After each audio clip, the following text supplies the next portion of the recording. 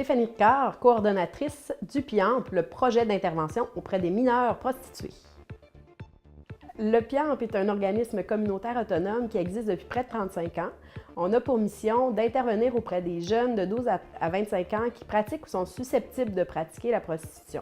On a aussi pour mission d'informer et de former les gens qui se sentent concernés par cette problématique, donc que ce soit des parents, des amis, des étudiants dans les différents domaines ou des intervenants ou des éducateurs du milieu communautaire ou institutionnel comme les centres jeunesse ou les écoles, par exemple.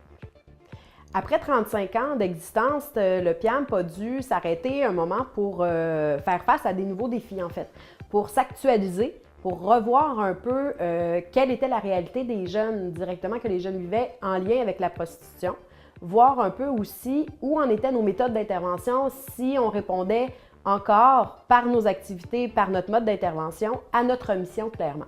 Donc, c'était le moment de s'arrêter un peu pour faire tous ces constats-là. Comme nouvelle gestionnaire aussi depuis 1 an au sein du PIAMP, moi j'en suis à ma première expérience dans un poste de gestion. Donc c'est sûr que moi j'ai dû apprendre un peu à faire face à la gestion au niveau des ressources humaines, aussi à voir comment concilier ma place au sein de l'équipe et aussi au sein du conseil d'administration. Donc c'était vraiment de développer une expertise puis des compétences liées à mon poste. Donc ça a été un défi aussi dans la dernière année au niveau du PIAMP, dans le mouvement qu'il y a eu par rapport au mode de gestion de l'organisme.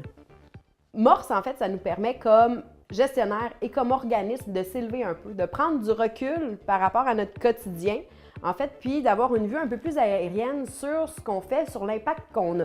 Donc, de se positionner aussi par rapport à nos actions, puis par rapport à notre mission, et de voir si on est encore pertinent dans l'écosystème actuel du milieu communautaire. MORS, c'est aussi de travailler en collaboration avec d'autres organismes qui vivent les mêmes défis que nous. Puis, ça nous permet de réfléchir aussi un peu à d'autres alternatives, à comment ça fonctionne ailleurs, de partager toute l'intelligence collective qui est rassemblée autour de cette table-là pour apporter des solutions innovantes, en fait, à des défis qui sont, pour la majorité, assez communs au niveau des différents organismes.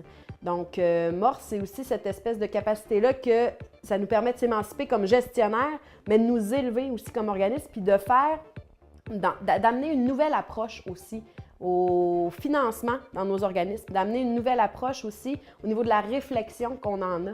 Donc, c'est quelque chose de très dynamique qui nous permet de vraiment de s'élever, je trouve, comme individu et comme groupe communautaire.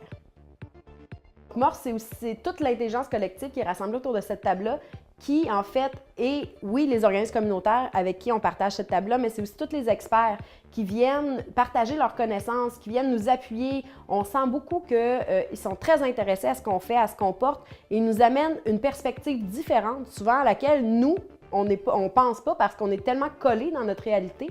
Donc, ça nous permet vraiment d'ouvrir nos horizons puis de voir les choses autrement. Donc, c'est très apprécié, cette présence-là des experts qui sont autour de nous, que ce soit des experts au niveau du financement, au niveau du réseau, des relations publiques, de tout ce positionnement-là au niveau marketing. C'est très, très riche. C'est une belle chance qu'on a avec MORS d'avoir accès à ces gens-là.